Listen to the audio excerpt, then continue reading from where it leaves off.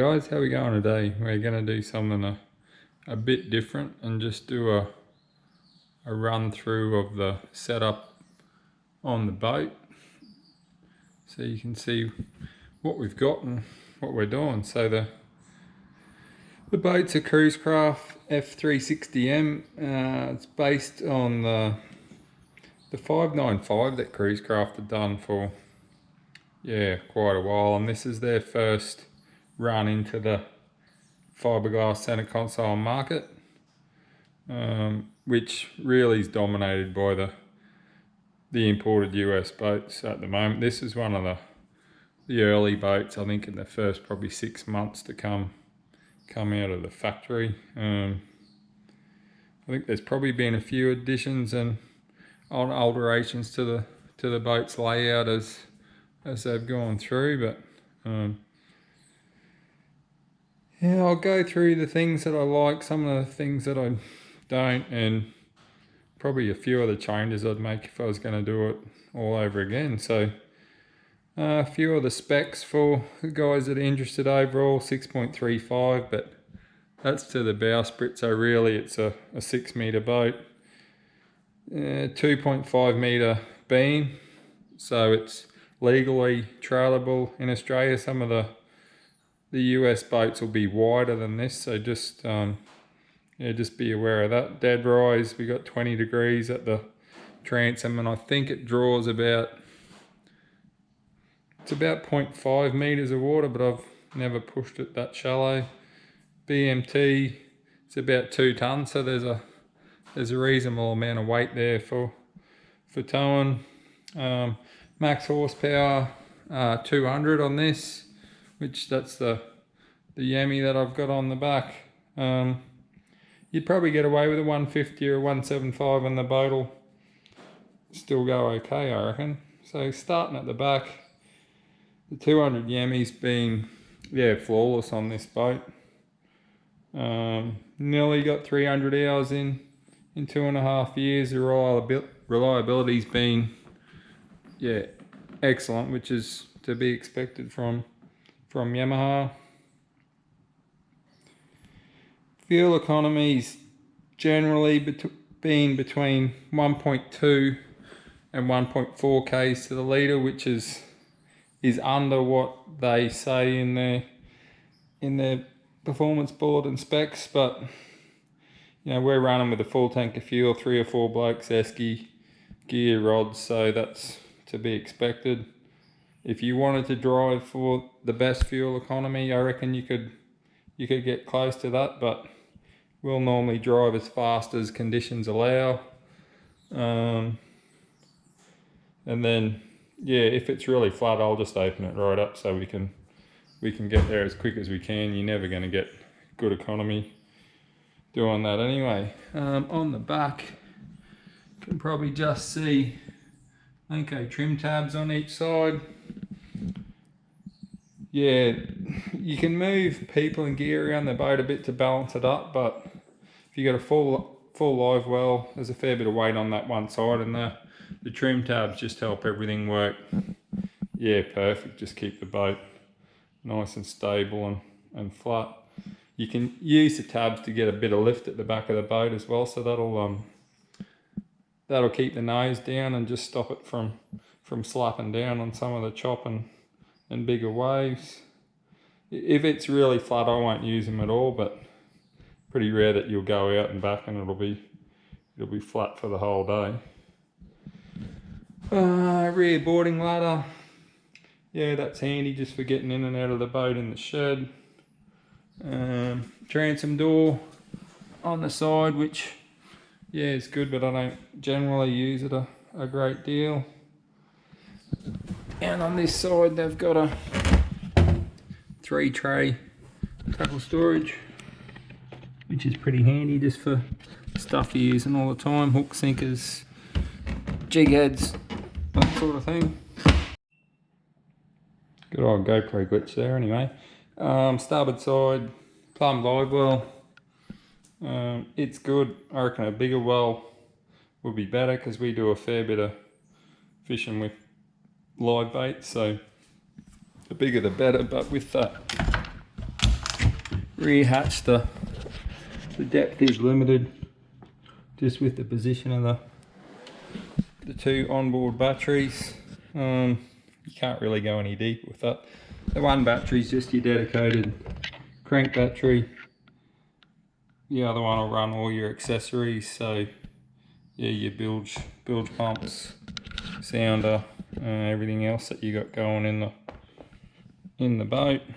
Your battery controls over there with your VSR, so that generally keeps both batteries charged up pretty well, but I'll always just check that crank battery before every trip to make sure it's right to go.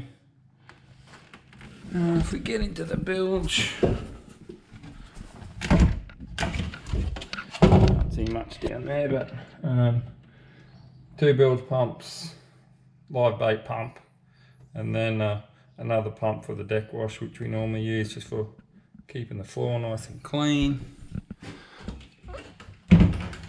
Moving up, that's their deluxe bait board, so knife holder on the back, storage under the cutting board, pretty good for just storing pliers, cutters, and then on the top you can run additional rod holders in those ones there. So we got storage pocket on each side. It'll hold 3 rods, but realistically you're only going to fit 2 in there. The bottom one is not a lot of room, so it's normally for holding a gaff or spare rods, that sort of thing. Moving up onto the top of the T-top, rocket launcher for 5, so that gives you a bit more extra room if you like taking heaps of stuff like me. Helm seat, yeah, 2 big blokes will fit on that, no worries. They maybe could have done something with a reversible seat, maybe some height adjustment, but it works okay like it is. Console, yeah, it's nicely set up, really wide, so yeah, you've got a fair bit of protection, but you've still got plenty of room to walk up and down each side of the boat. We've got a recessed storage compartment. That could probably be a little bit bigger, but it works okay.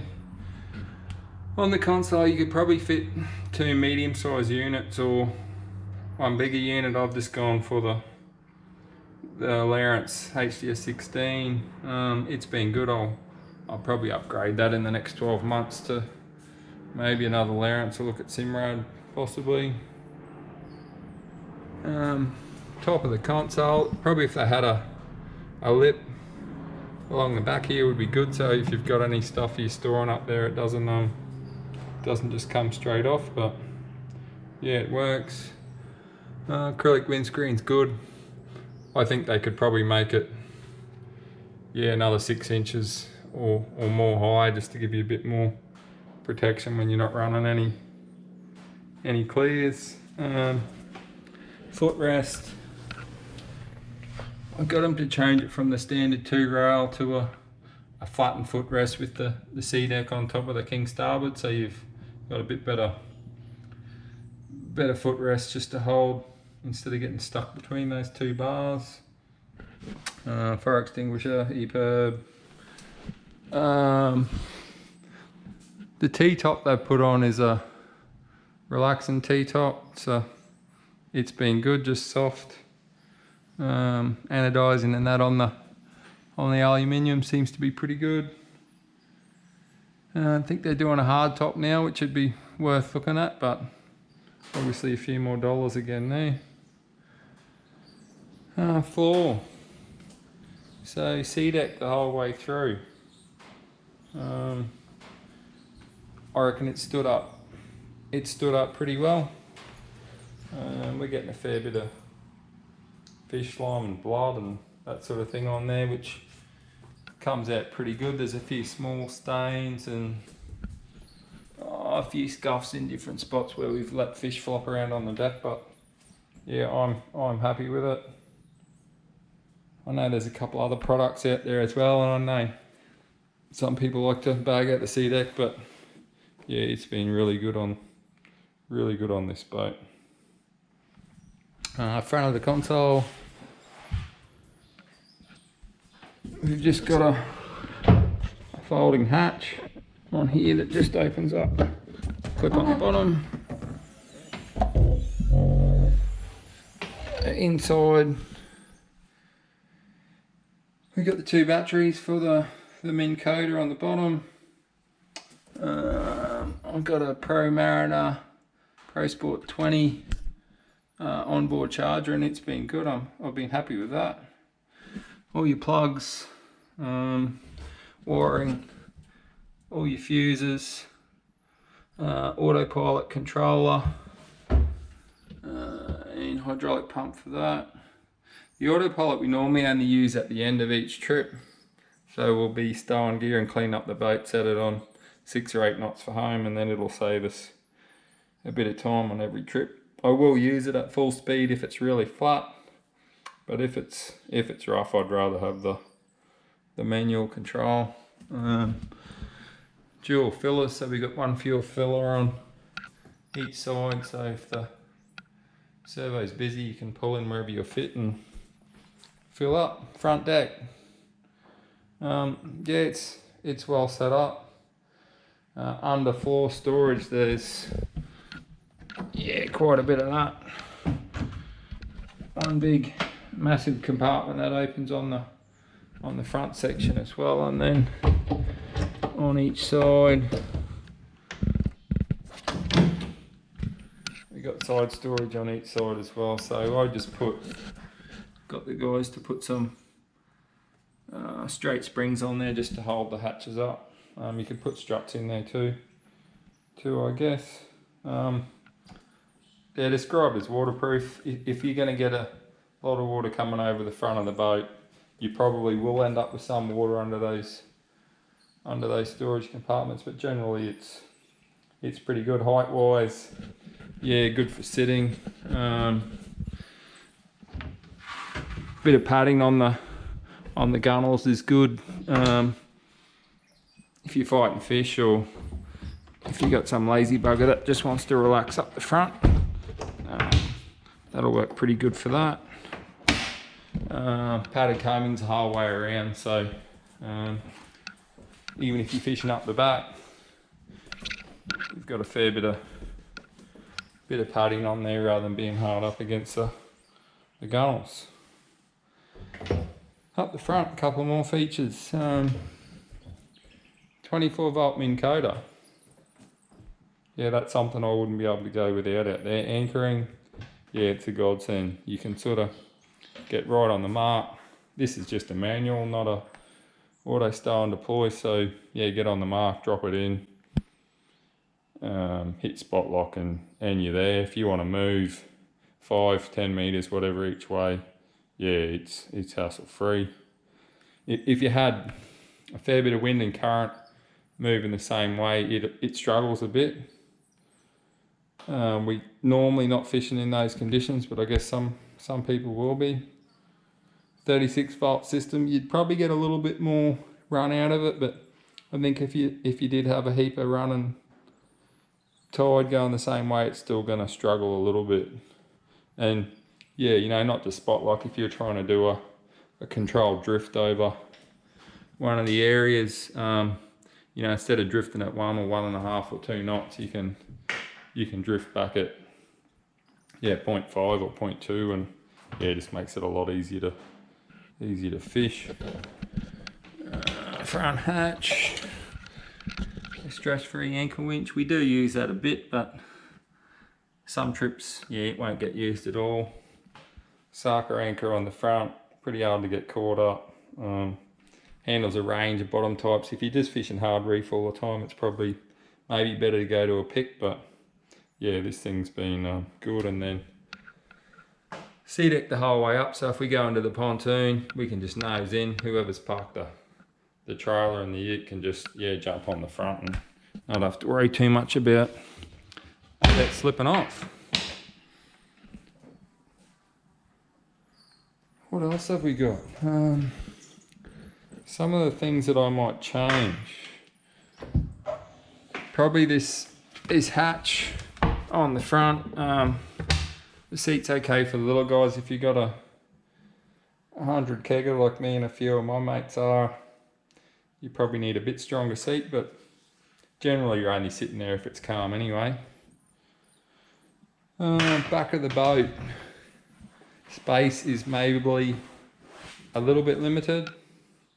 We do a fair bit of live bait, dead bait fishing at the back, so you got 4 blokes on here. Normally they're towards the back of the boat.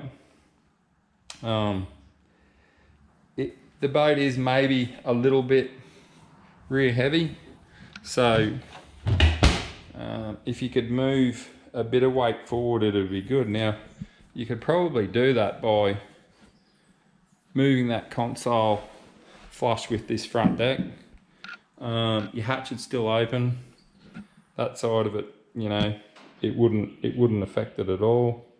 If you're just lure fishing from the front, it might cut into your space a little bit, but it's not going to make a heap of difference. Your ride probably wouldn't be quite as good driving because your seats move forward, but just to get that extra sort of 12 inches of space up the back, I think would be a good option.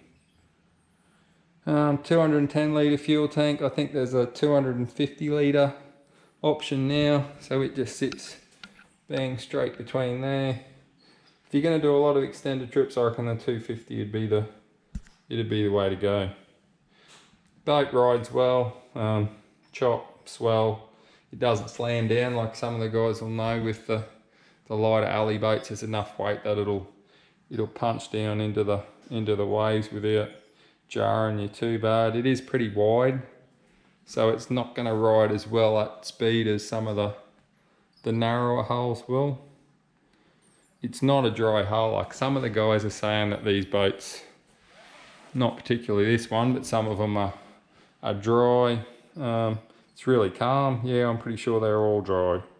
If you've got crosswinds, you're going to have some spray coming over the side. If you've got strong crosswinds, you're going to have a lot of spray. So yeah, we run clears on this boat, front and 2 sides, and hopefully CRAFT are now offering that as an option from the factory. I reckon there'll be a few things that I've missed, so drop us a question or a comment. It's just an insight into the boat layout and some of the features. There's a good range of local manufacturers doing these bigger center consoles now, so Hooker, Gale Force, Haynes Signature are just a few of them, and you know, I'm not having a go at the US boats. They're good boats as well, but locally built stuff really is going to be the way to go. All right, guys, thanks for watching, and catch up again soon. Cheers.